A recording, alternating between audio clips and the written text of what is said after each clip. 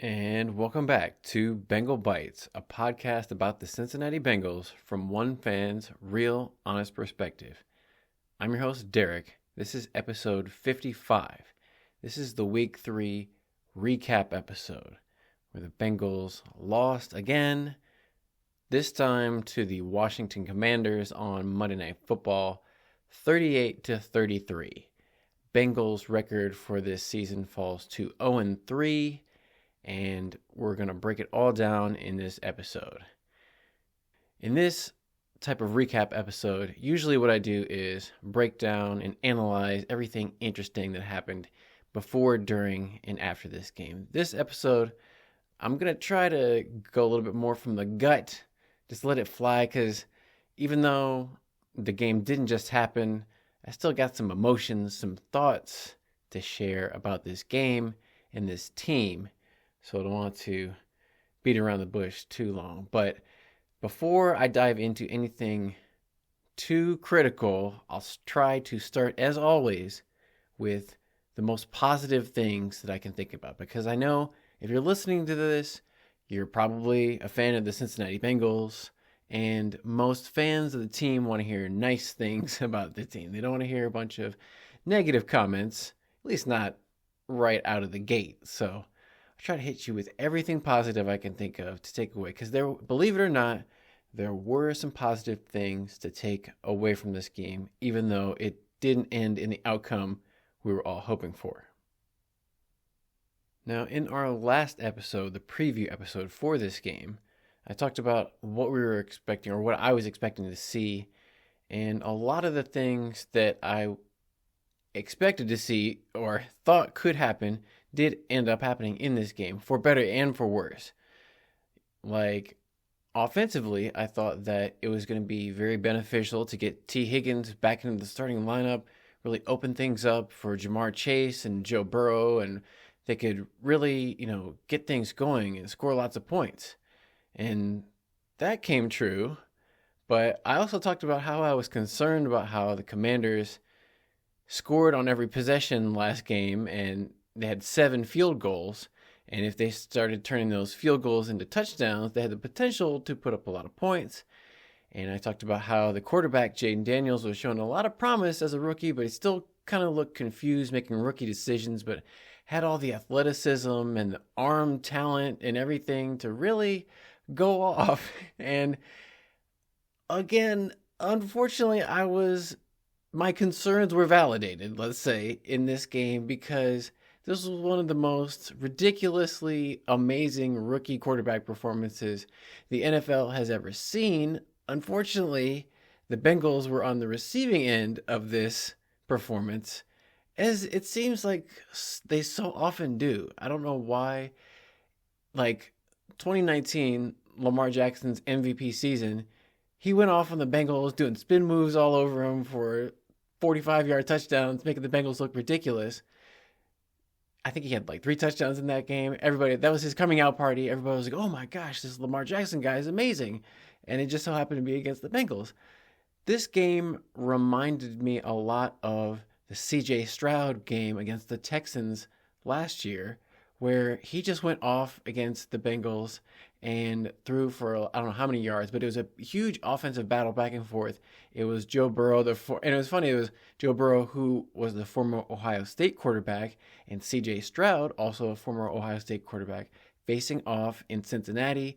CJ Stroud got the better of Joe Burrow in that matchup because Bengals defense, coincidentally, couldn't stop anybody. And a lot of the guys that were on that team last year are also on the defense this year. So in this game, Jayden Daniels, LSU Heisman Trophy winner, Joe Burrow, LSU Heisman Trophy winner, similar type of game where they both played great games as far as quarterback goes, but Bengals defense couldn't stop anything. And it was also weird because Noah Brown, who played for the Houston Texans last year and went off and had like 150 receiving yards, was also a wide receiver in this game, had a few catches for them, for the Commanders in their win.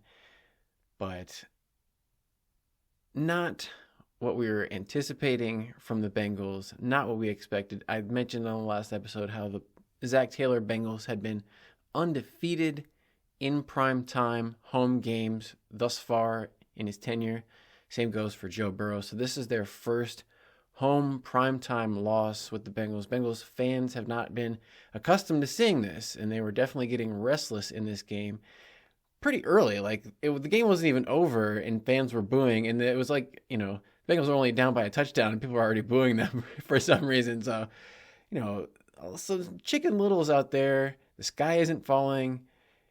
I wouldn't necessarily boo just because the team doesn't have more points than the other team at the moment. That's not necessarily a total indication of things are going poorly. It's just sometimes the other team is playing pretty good. You can't boo, you're not playing as good as the other team, whatever. So let's all just remain calm. And I know it is cliche. There's a lot of cliches out of Zach Taylor. He's coach cliche. That's his thing. He's like a human cliche machine. So somebody at one point I heard after the game say there's 14 more games left. And that's true. These games all count the same. So it doesn't necessarily matter that they've lost the first 3. There's still 14 more to play. But it's not a great recipe for success to start off losing all of them up in the beginning. You want to start getting some wins in there, mixing them in, just to, don't put all the pressure on the back end of the season. Nobody's panicking yet, but I know they said it wasn't a must-win game. We're starting to get into must-win game territory. But hey, I think I mentioned there was going to be some positives. Okay, so the positives were offense. Ja'Marr Chase and Joe Burrow connection was back. Ja'Marr Chase got more involved in the offense. Still not quite as involved as I would have liked. He got 6 catches on 7 targets. So that's a small increase. I mean, and the production that he got on those catches, 2 touchdowns. Let me double check the yards real quick. 6 catches for Ja'Marr Chase, 118 yards, 2 touchdowns, a long of 41, and Joe Burrow on the passes to Ja'Marr Chase, perfect deep passes, hit Ja'Marr perfectly in stride, right in the hands, almost right in the face mask.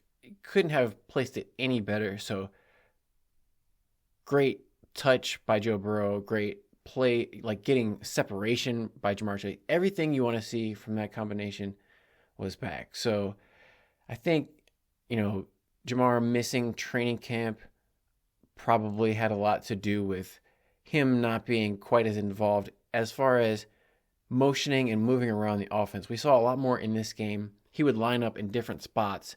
He would line up in the slot, line up outside and motion in, or vice versa. He a couple times lined up in the backfield next to Joe Burrow and then went in motion out for a pass, just to get different matchups, different defenders, because as defenders, they base their rules not necessarily on where Ja'Marr Chase is all the time, but how the other team is lined up. So if Ja'Marr Chase is lined up in different spots, he'll have different defenders guarding him based on their rules. So that's a way to kind of manufacture the matchups that the Bengals want. So the fact that they were able to do that, get a little bit of better, more typical production from Ja'Marr Chase was a good sign. And the fact that T. Higgins was out there and contributing was a good sign.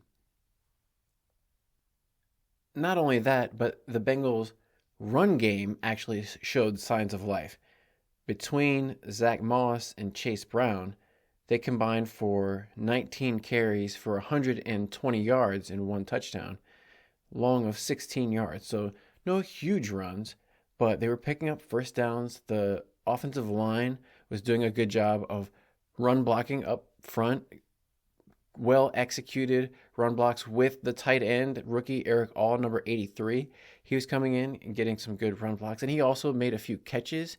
Eric All did in the pass game. So rookies getting involved. And speaking of rookies, the first and second round pick for the Bengals, Amarius Mims, the right tackle, number 71, and number 90, Chris Jenkins, defensive tackle. They were both active for this game for the first time this season. So regardless of the fact of how well they played in this game. They made rookie mistakes. They didn't play amazing, but just the fact that they were actually available to play in the game at all was a positive sign, as opposed to just having them in, their warm-up gear on the sidelines. So like we talked about, how it's better to have a Joe Burrow that's not necessarily 100% is better than no Joe Burrow at all. Like, having these guys out there is better than nothing at all, because the other alternative was having guys like Lawrence Guy that they signed off of the couch earlier this week because of injury. So the fact that they're getting some of the players back from injury is a good sign. And we'll get into why there was some injuries, some big injuries, literally and figuratively, in this game, unfortunately, that are going to have consequences going forward. It's going to look like Amarius Mims is going to be the starting right tackle for the rest of the season, because number 77, Trent Brown, the 10-year veteran, is going to be out for the rest of the season with a torn patellar tendon that's going to require surgery. It's crazy how this is at least the third Bengal this year that has torn his patellar tendon. In preseason, there was running back Chris Evans and then offensive tackle Deontay Smith. Both tore their patellar tendons at the preseason scrimmages against the Chicago Bears. And now we got Trent Brown, third Bengal, going down out for the season. So that is obviously not a positive sign. It wasn't good when you saw he went down clutching his knee in the second quarter and had to come and get the cart. He couldn't even walk off the field under his own power. So he's a big guy, and it just kind of looked like his leg buckled underneath his weight when he was going back in trying to pass protect, and just kind of crumpled. It was, you never want to see guys get injured like that. Hopefully he has a speedy recovery and he'll be able to come back, but he's definitely gone for the rest of the season. That means the rookie is going to have to step in, and he didn't have the best of starts. He had a couple penalties. He gave up at least one sack where he just kind of got a little bit overset to the outside. I'm talking about Amarius Mims, the rookie offensive tackle. After he was filling in at right tackle for Trent Brown, he gave up a sack to a 7th-round pick, rookie. So he's a 1st-round pick, gave up a sack to a 7th-round pick, and he just kind of gave up the inside too early. He overset to the outside, let the defender just cross his face and get a free run right to the inside into Joe Burrow. So he'll, as he plays more football games, he'll get more experience, figure out how to work on his spacing and that kind of stuff. But there's a few things he can improve on. Chris Jenkins, the rookie, like I said, he played with a club on, so that's going to be tough because he had the surgery on his thumb. It's going to be tough for him to, play with a club on your hand. He's putting his hand down, but he's not able to grab anything. And that's part of the kung fu or the martial arts of hand-on-hand combat when you're in the trenches like that. If you've got one hand kind of clubbed up, you're at a disadvantage. So there was a few plays where he was getting pushed out of the way in the run game. He had one tackle, but I didn't see a lot of pressure coming out of Chris Jenkins. But like I said, it's not necessarily how well he performed. It's the fact that he was on the field getting some experience that is the positive we can take out of this. Yeah, so the last positive is Andre Iosivas continues to show some growth and improvement as a wide receiver. Got another touchdown on a critical 4th down play that kept the Bengals' hopes alive. Didn't give them a lead, but kept them within striking distance near the end of the game. So good to see he's stepping up. It looks like he's kind of cemented his spot in the starting lineup. Actually, Trenton Irwin was inactive for this game. T. Higgins was active where he had been resting or sitting out because of his hamstring. So they put Trenton Irwin inactive, and as we remember against the Chiefs, he had a rough game. The balls were bouncing off of his face, bouncing off of his hands. He was not having a lot of success catching the passes that Joe Burrow was directing towards him. So not a surprise that he would be inactive for this game. I guess you could consider that a positive. We're going to see more Andre Iosivas. There was a moment in this Monday Night Football game where they just put a picture of him, Andre, shirtless in front of a waterfall in Hawaii. I don't know if it was like when he was in high school or college or something, but an interesting choice of photos to put up on ESPN while they were talking about, I think it was right after he scored the touchdown. So that was interesting. They're going for a certain audience with that, I guess. But all demographics are watching ESPN late at night, I guess. As you may have noticed, I don't think I said too much positive about the defense in this game. And I'm thinking about it now, there was not a lot of positives you could take out of it, even after the game. Because, the offense put up 33 points and they still lost. You don't normally get 38 points scored on you in an NFL game. So, Joe Burrow, he went 29 for 38 passing for 324 yards, 3 touchdowns, no interceptions, only 2 sacks. And he had a pretty good quarterback rating of 127.5, QBR of 73. No fumbles, no turnovers by either team, no interceptions thrown by either team, no fumbles given away by either team. And as well as Joe Burrow played in this game, Jayden Daniels, the rookie, played somehow even better. He had 23 passes for 21 completions. That's a new NFL record for rookie completion percentage of 91.3% and 254 yards, 2 touchdowns, QBR of 93 out of 100, and a passer rating of 141.7. So as well as Joe Burrow played, Joe Burrow brought his A game. Jayden Daniels, I assume, brought his A+ game because he didn't miss. The only 2 incompletions that he had were, one could have been a touchdown if he would have been able to hit Terry McLaurin on this pass deep over the middle. But the Bengals got some pressure. Trey Hendrickson was coming up the middle right at Jayden Daniels, and so he was feeling the blitz. He just kind of threw the ball away, self-defense, and overshot Terry McLaurin by 10 or 15 yards. So he could have had a touchdown, and that would have been a completion. And then the other incompletion was a similar type of pass where he threw it deep to the left sideline to Terry McLaurin out of bounds. But both of those were deep passes he was trying to Terry McLaurin that went incomplete. Other than that, every other pass that he threw was complete to all of his receivers. And part of the reason was because he could just stand back there for as long as he wanted, it seemed like, and just survey the Bengals defense, let his receivers find some soft area in the field to get space and get open. And then it was just kind of like pitch and catch. Here you go. Let me throw you the ball 10, 15 yards down the field over and over and over again. The Bengals defense could not get off the field. Not only were there no turnovers in this game, 0 punts. This was an amazing game in the fact that it was the first NFL game since 1940 with 0 turnovers and 0 punts in the entire game. Every possession from both teams either ended up in a points being scored or a missed field goal in the case of the Bengals, or taking a knee at the end of the half.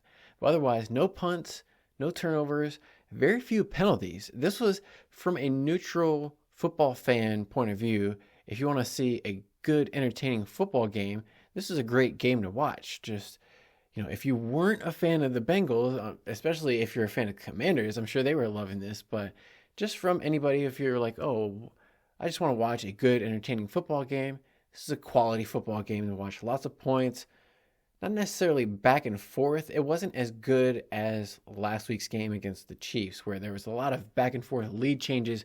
You didn't know which team was going to come out on top.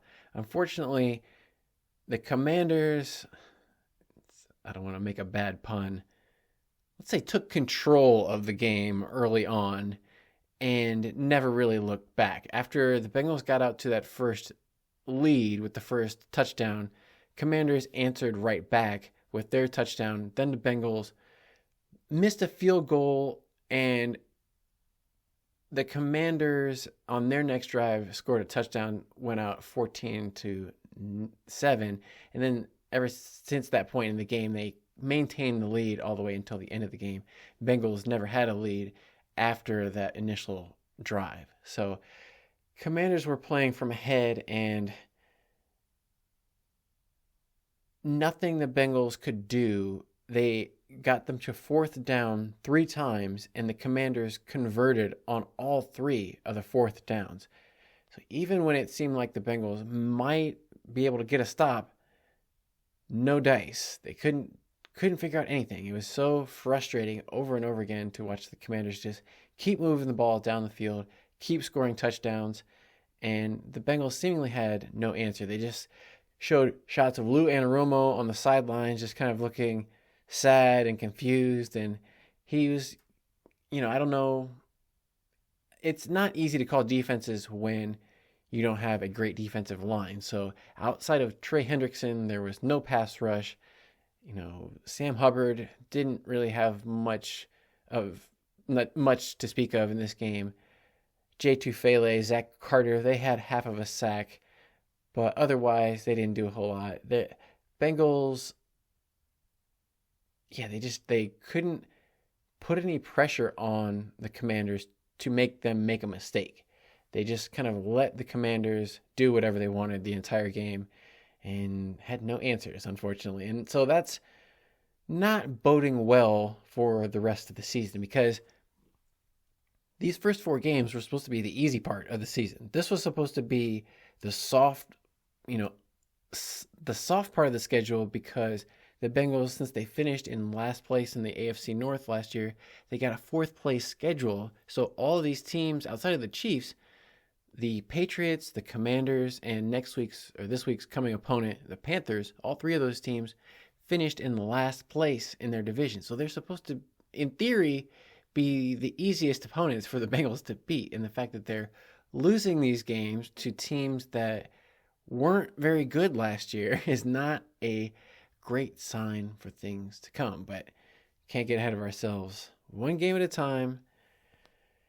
But yeah, this was a disappointing one for a lot of reasons. The fans, they were disappointed because they wanted to celebrate on Ring of Honor, and after the first quarter, the fans were really out of it. There wasn't a lot of cheering and not a lot of noise to really, feel the energy coming through. It was a lot of Commanders. Like, Jayden Daniels' first touchdown pass that he threw in the game was to an offensive lineman. They did a offensive tackle eligible. He slipped out on the left side and then started doing like some kind of fraternity dance, the Q stomp. I don't even know what that is, but it was like this 300-pound guy doing a dance in the Bengals stadium after he scored a touchdown. Not great.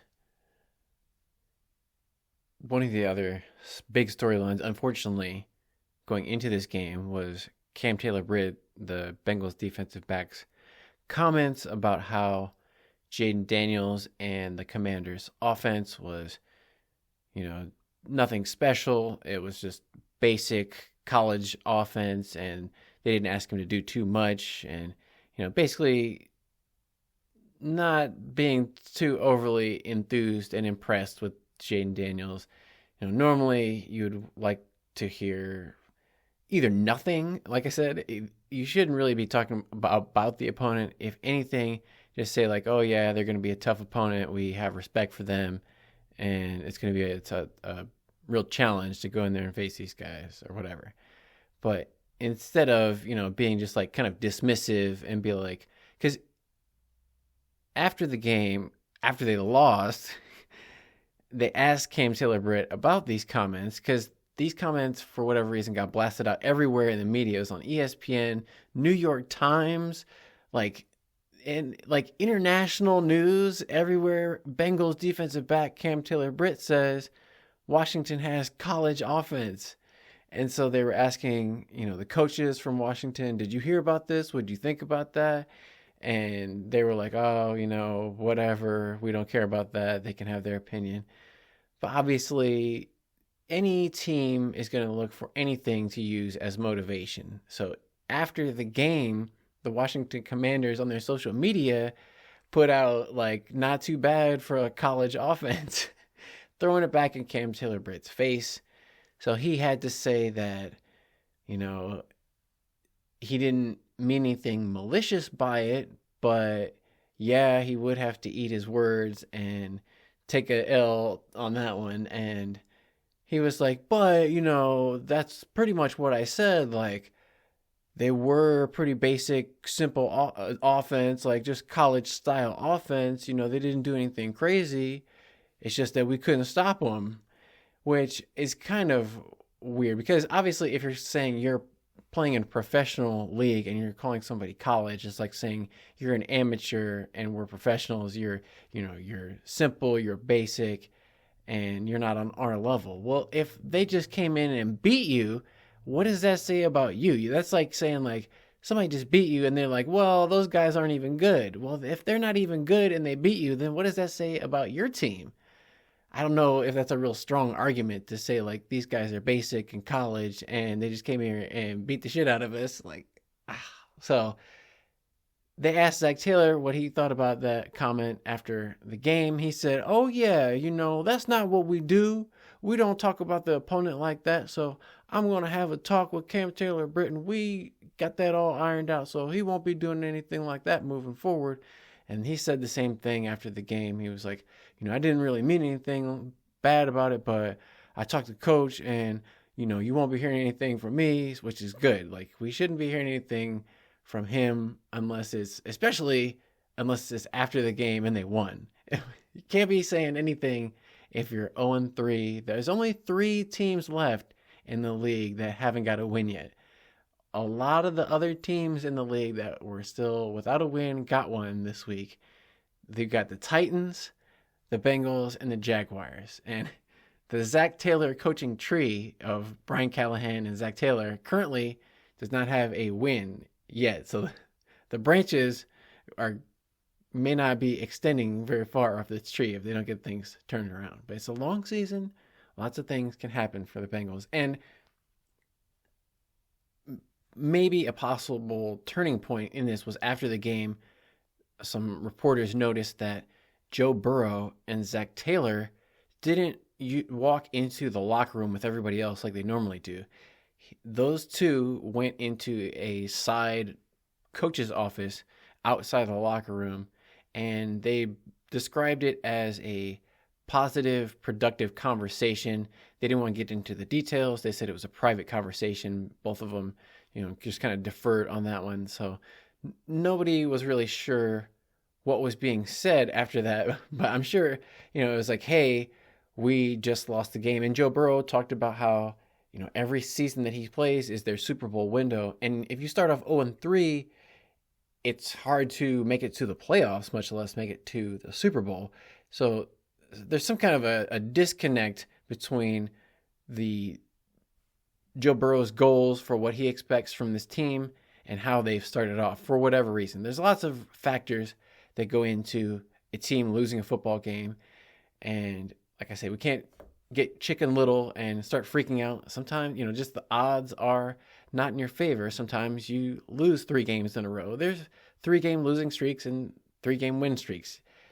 Just because you start off the season with the 3 losses isn't necessarily a good sign, but these things can come in spurts. So no reason to panic yet, but obviously there's going to be some reflection, and it's a short week. They played on Monday night, and now they got to come back and play again Sunday afternoon in Carolina. So there's not going to be too much time for reflection and getting things back on track. They got to figure it out quick. And one of those teams that I mentioned that got a win, which had been winless, was these Carolina Panthers, who decided to bench their number 1 overall pick from a season ago, Bryce Young, and put in former longtime Bengals quarterback Andy Dalton, the Red Rifle, and he immediately turned the Panthers around. They got a win in Las Vegas against the Raiders. Dalton put up over 300 yards passing. He was having some amazing bullet passes. I'm not going to say better than Joe Burrow, but for as old as Andy Dalton is, he was showing off some impressive arm strength and accuracy, way better than Bryce Young has ever played as a Carolina Panther. So, I don't know what they're going to do with Bryce Young. It's not my problem. It's a good problem for the Panthers to have. And I was hoping that they were going to still be dealing with that by the time that the Bengals were playing them. It looked like that was going to be a nice, easy win for these Bengals. They could really need a win, an easy win, an easy opponent at this point in the year. But it's like the Panthers are going to be a little bit more frisky than I anticipated. Okay. Those are just some overall thoughts from the game. Let's go through kind of more in a chronological order, quickly, briefly, concisely summarize some of the key moments that happened in the game. Just in case you missed it for whatever reason, you don't know what happened, you can kind of catch up a little bit, or you can just go watch the highlights on YouTube. But what fun is that? I'm sure you'd just rather listen to me give my 2 cents about what happened. But yeah, it started off looking good. Everybody was all excited, as you would expect. Monday Night Football, Ring of Honor, everybody's all pumped up. And it was a positive first drive. Bengals moving it all the way down the field. They picked up 15 yards on 2nd and 8 with a Zach Moss run off right tackle. And so that set up 1st and 10 from Washington 41. And the Commanders were showing pre-snap a single high safety, meaning a lot of teams will play with 2 safeties deep, one covering either half of the field. And so that way that if the Bengals decide to send somebody deep, they'll have it covered on either side. In this situation, they only had one high safety, and Ja'Marr Chase was one-on-one with a rookie slot cornerback, Mike Sainristil, who's not necessarily the fastest cornerback in the world. So Ja'Marr Chase one-on-one with him, Joe Burrow was licking his chops, I'm sure, seeing this coverage. So Commanders roll the coverage down. They leave Ja'Marr Chase one-on-one. And the thing that's so great about Ja'Marr is he is so fast, and yet he looks like he's just jogging. He doesn't look like he's running fast at all, and then he just runs right by guys like they're standing still. Like Mike Sainristil was backpedaling, waiting for Ja'Marr to make a move, and then he was going to come out of his backpedal and break and just run right alongside Ja'Marr Chase, and thought he was going to be there to make a play. But Ja'Marr just kind of smoothly just strided off the ball and didn't really make a move. He just kind of like did a very slight hesitation to the inside, just more like turned his shoulders to the inside, ran right by Mike Sainristil without breaking a stride, and Joe Burrow hit him just perfectly without even, breaking a stride. Didn't have to hesitate, ran straight into the end zone without getting touched. Perfect connection from those two. And so that was where everybody was going crazy. They're playing the fight song and the theme song, and everybody was like, oh yeah, like here's what everybody had been waiting for, a deep pass, a deep touchdown. They had seen the one deep pass to Jermaine Burton, but it had been mostly short stuff from Joe Burrow. Everybody was concerned, is his arm not as strong as it was? Is his wrist injured? This pass was perfectly tight spiral.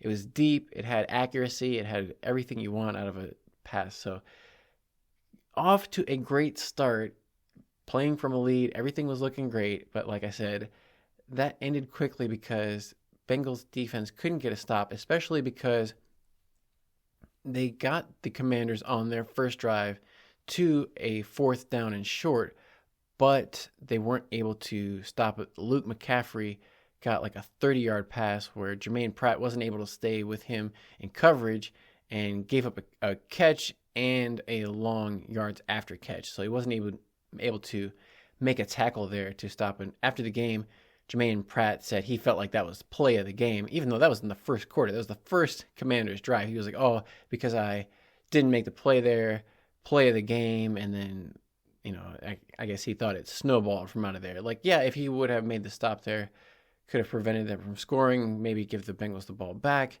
If they scored again, make it a 2-score lead, that changes things dramatically, no doubt about it. But first quarter, I wouldn't necessarily call that play of the game. There was a lot of plays that happened after that that they could have made to make up for it. But it was a critical play for sure. That gave the Commanders the opportunity to go in and punch it in with a Brian Robinson 1-yard touchdown up the middle. There was one thing weird where the Bengals got caught in like a I don't know what they thought the defense that they wanted to play was, but they got caught with like 15 guys on the field at the same time, and they had guys trying to run off the field. Akeem Davis Gaither, he wasn't going to be able to get off the field, so he tried to run out of the back of the end zone, and so they threw a penalty because you got to get off the sideline. You can't just run out of the back of the end zone and try to like sneak out of the back. So that was weird. There was some miscommunication, some confusion going on from the Bengals, and the Commanders were probably going to score anyway, but it just wasn't a great look to have all this confusion and penalty flags going off and then let the Commanders walk into the end zone and tie up the game. On the Bengals' second drive, they were able to move pretty efficiently down the field. Joe Burrow started off the game 8 for 8 passing. He completed his first 8 passes. His 8th pass was a short pass, probably too short. He ended up losing a yard to Chase Brown on the left side, where it looked like he could have had some receivers down the field, but he, like he has been doing in the first couple of games, decided to check it down to the back out of the backfield early, ended up losing a yard. Next play, it was another short pass. They tried to set up a screen to the right to Chase Brown. Commanders read it.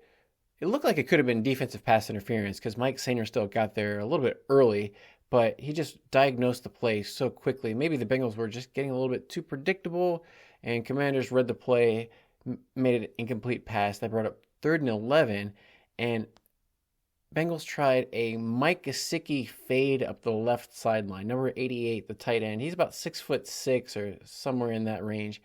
So he's got height advantage. They tried to throw it up high to him along the left side.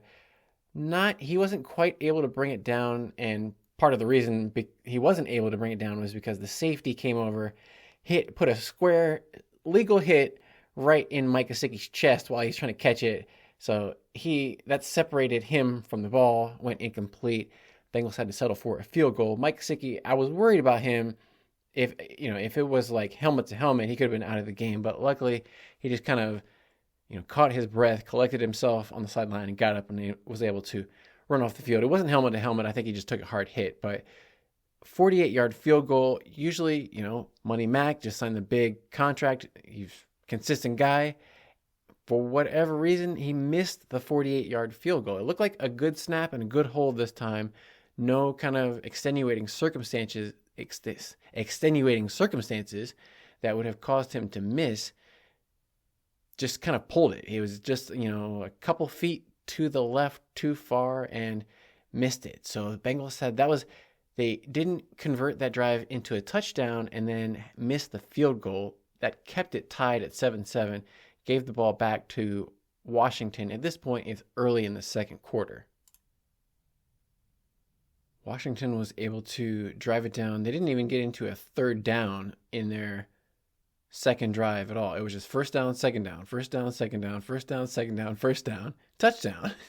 So that wasn't a great drive for the Bengals defense, obviously. There was a pass to Noah Brown that he just kind of scooped up off the turf. It looked like it might have hit the ground, but he did it. The Noah Brown, the wide receiver for the Commanders, did a good job of getting it before it was able to touch down. Then the big play on this drive was a 24-yard touchdown off the left edge from Austin Eckler, where there was just nobody home for the Bengals defense. It's just kind of a breakdown in run.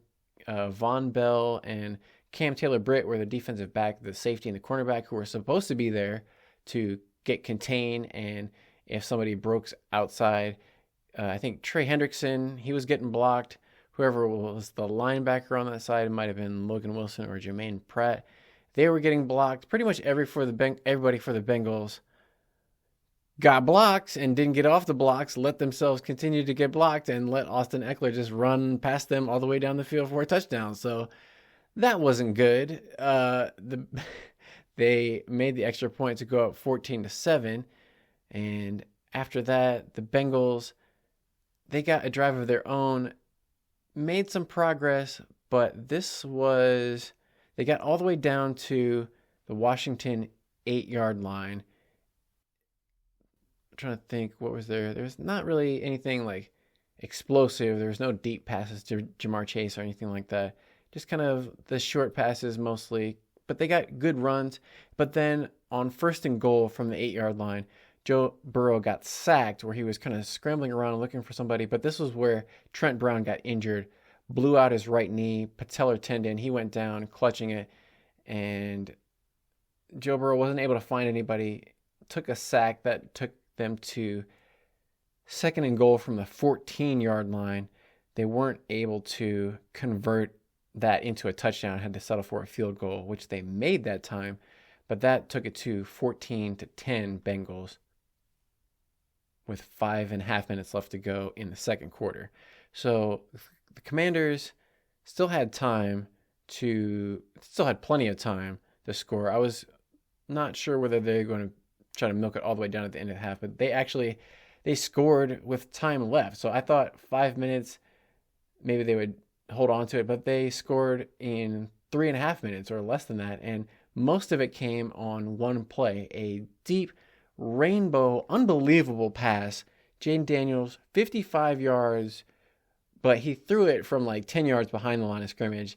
In the air, it must have been like 60, got to be 60 yards in the air, completion.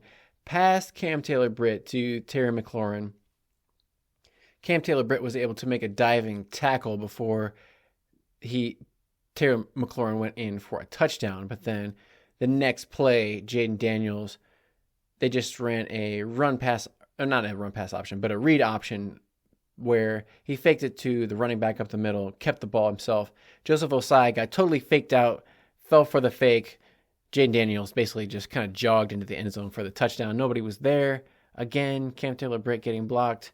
Nothing going on from the linebackers. Nobody home from the safeties. So easy touchdown that let Washington go up 21-10 with about 2 minutes left to go in the second quarter. To their credit, Bengals didn't just fold up the tents. They were able to get a drive going with their 2-minute drive. They had all their timeouts left, so they drove it down, mostly passing with Joe Burrow, very efficient, but some good runs mixed in there as well. But again, they had to settle for some incomplete passes to Zach Moss and Jamar Chase. Brought up 4th and 6 from the Commanders' 13-yard line. They settled for another 31-yard field goal, basically right before the end of the half.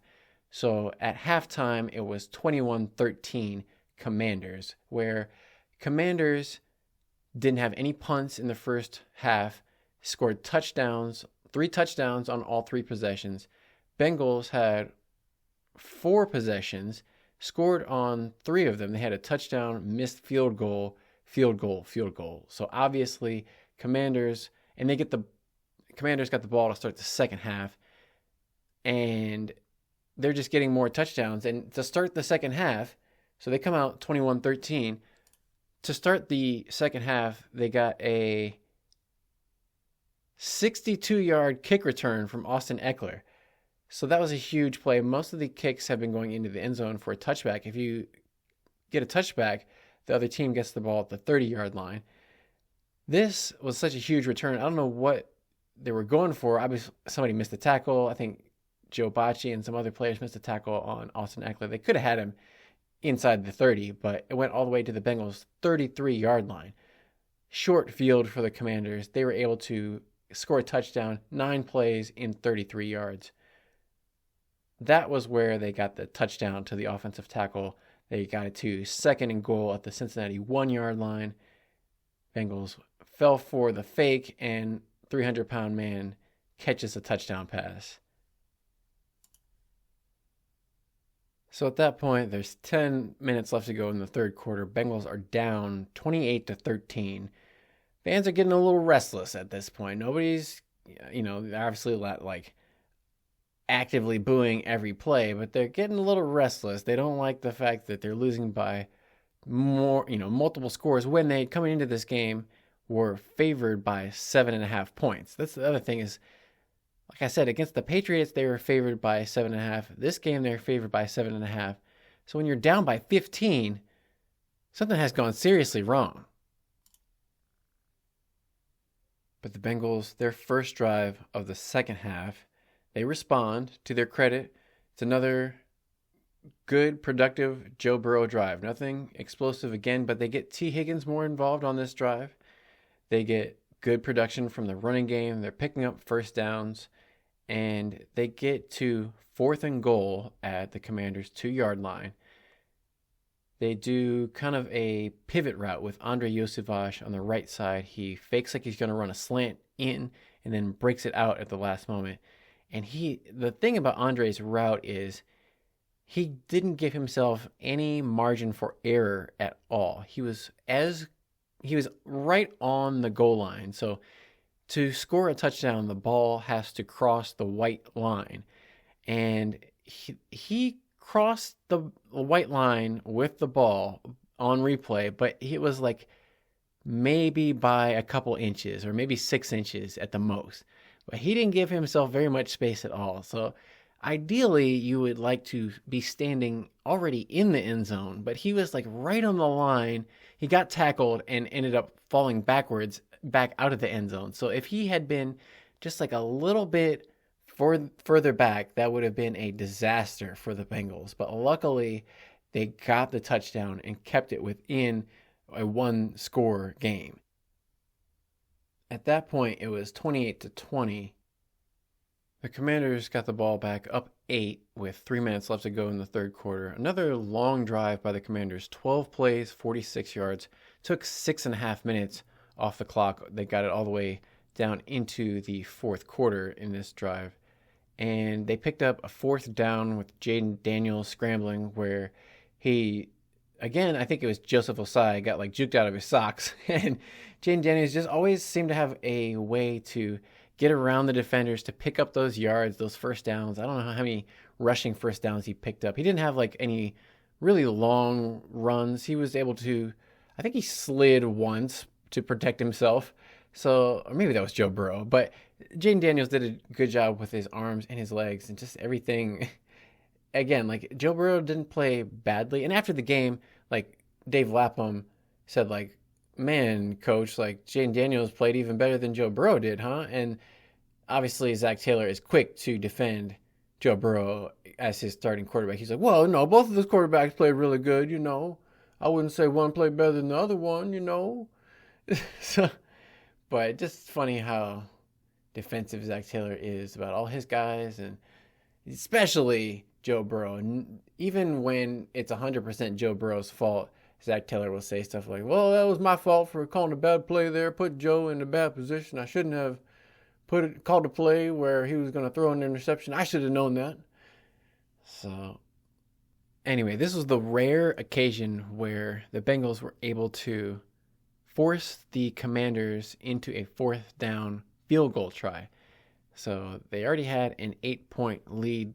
Commanders decided, instead of going for it on 4th and 5 at the Cincinnati 24-yard line, they kick the relatively short 42-yard field goal to make it an 11-point lead back to a 2-score game. So the Commanders are up 31-20 with 11.5 minutes left to go in the fourth quarter. Bengals down by 11. They need a quick score, and that is exactly what they get. They get exactly what they needed. So, again, fans are getting a little restless. But hey, you know, they scored a field goal instead of a touchdown on the drive. The Commanders did. So everything's not out of reach yet. Bengals were able to pick up a couple first downs on Joe Burrow throwing. He got a 7-yard pass to Gesicki up the middle, 16-yard pass up the middle to Andrei Iosivas. And Iosivas had a couple of nice catches in this game. But the big play here was, for whatever reason, the Commanders decided to leave Jamar Chase one-on-one with another cornerback on the outside with no safety help. Again, Joe Burrow must have been licking his chops seeing this kind of coverage. It was a 31-yard pass where Joe Burrow just dropped it perfectly in the bucket over Jamar's shoulder. Didn't get touched, walked right into the end zone. That put the Bengals back within 5. It made it 31-26, down by 5. Instead of kicking the extra point there and being down by 4, they decided to go for 2 to try to get back within 3 points.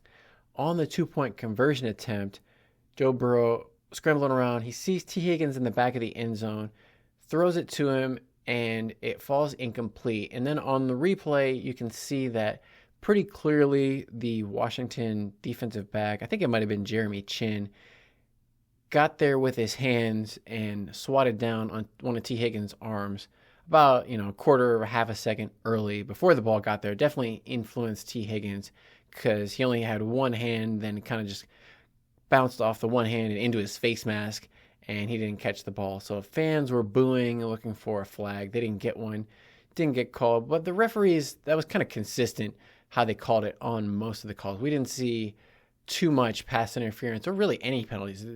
I don't think the Commanders got a penalty at all until the middle of the fourth quarter. So that is really what I would prefer. I would much rather see a game without a bunch of penalty flags than games where we've got like illegal formation, like 5 plays in a row because the tackle lined up 2 inches too far back from the line of scrimmage. Like, nobody cares about these penalties that are so ridiculous that they want to crack down on and make sure everybody is lined up exactly where they need to be. Let's get our protractors and our rulers out, and we're going to throw a flag if you don't. Like, nobody cares. So I was glad, even though this penalty didn't go in the Bengals' favor, there was penalties that could have gone either way from both directions. Like, the Bengals got away with some pass interference. The Commanders probably got away with some pass interference. They called it mostly consistently throughout the game. And on top of that, you can complain all you want if you're a Bengals fan, but the 2-point conversion didn't end up mattering because the Bengals lost by 5 points. So if the Bengals had lost by 1 or 2 points, sure, I would get upset about that. But the fact that they lost by 5, it didn't end up making a difference anyway. So at this point, the Commanders got the ball back 31-26, 5-point lead. And this whole time, I'm texting my friend. I'm like, okay, defense, got to get a stop. Like, the offense, they would go down, score points, get a touchdown. Jamar Chase gets his second touchdown pass of the game. I'm like, all right, now defense, got to get a stop, got to respond. Sweet. And they just never did. They never got a stop. It was so frustrating. Every time they had an opportunity, the Commanders just converted. Somehow, some way, they had an answer for whatever the Bengals tried to do on defense. So frustrating to watch. I was screaming, losing my mind in a good way and a bad way. The joy and the pain, the agony and the ecstasy. I was like, every time the Bengals would do something amazing, it would be a long pass to Jamar Chase. I'd be, cheering, celebrating, going crazy. And then I would just be like screaming in disbelief, in horror, watching the Bengals defense, like 5 minutes later, give up a touchdown even worse. So, but even despite all this, if they could just force a turnover, a punt, something, there was still a chance, down by 5, that Joe Burrow could get the ball back with enough time, and they still had most of their timeouts to be able to do something. But unfortunately, it was another long drive from the Commanders. It was 12 plays, 70 yards that took off 7.5 minutes of most of the fourth quarter. So it just drained all the time out of the clock and then ended in a touchdown. But the thing that was super frustrating, this was another one where they got the Commanders into a 3rd and long situation. They got a sack. So things started going in favor of the Bengals after the Commanders got a couple first downs. 1st and 10 at the Bengals 45.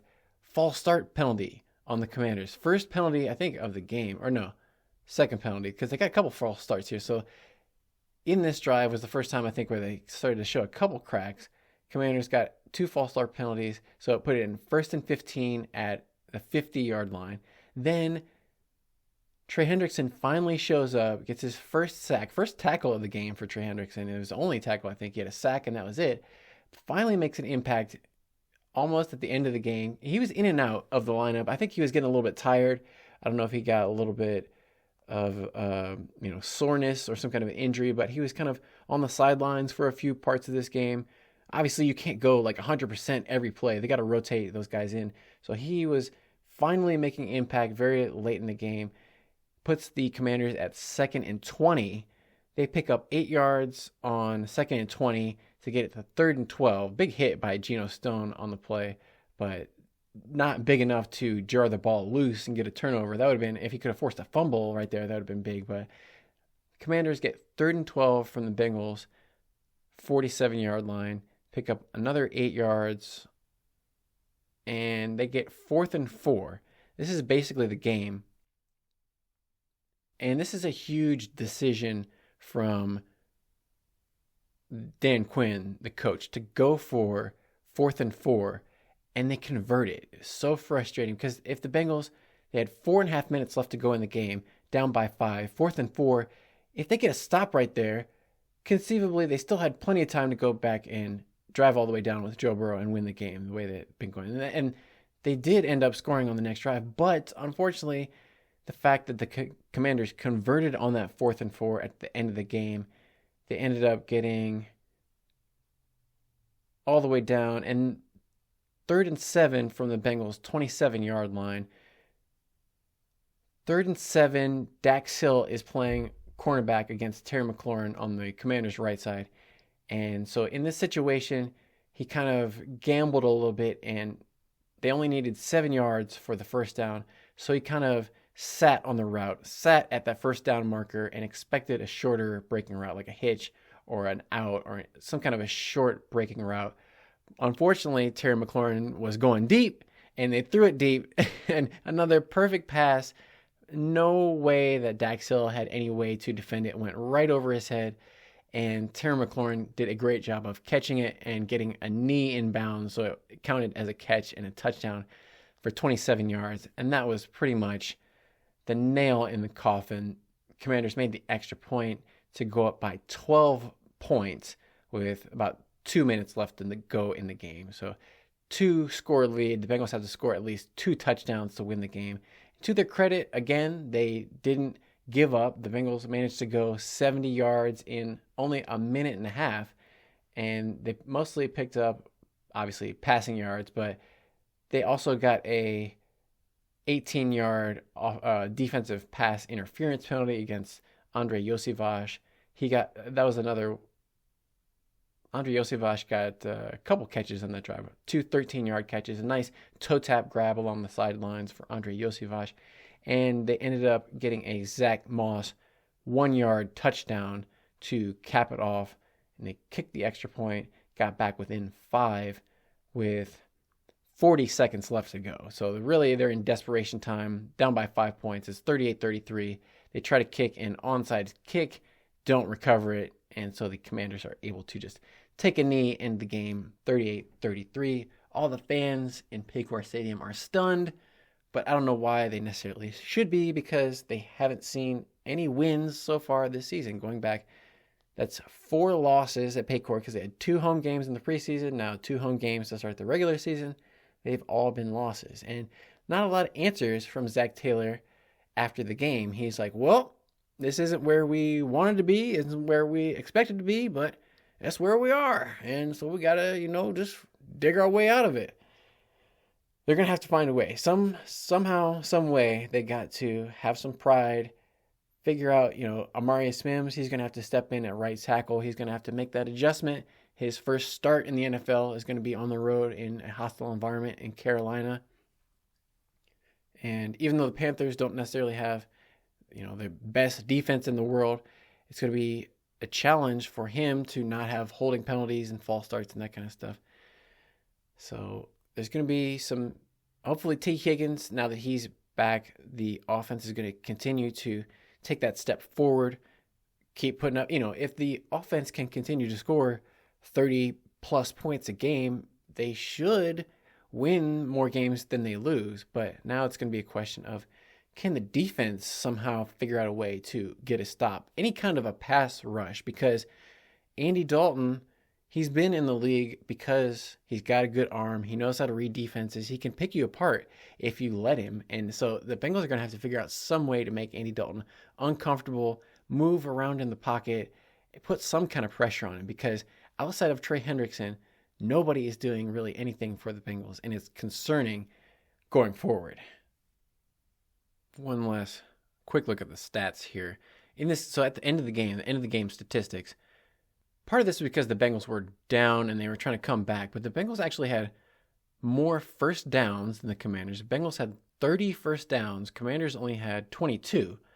I mean, part of that was because the Commanders had a lot of deep passes where they're like picking up 60 yards in one play, and the kick return, that 60-some yard kick return, was a huge difference in this game.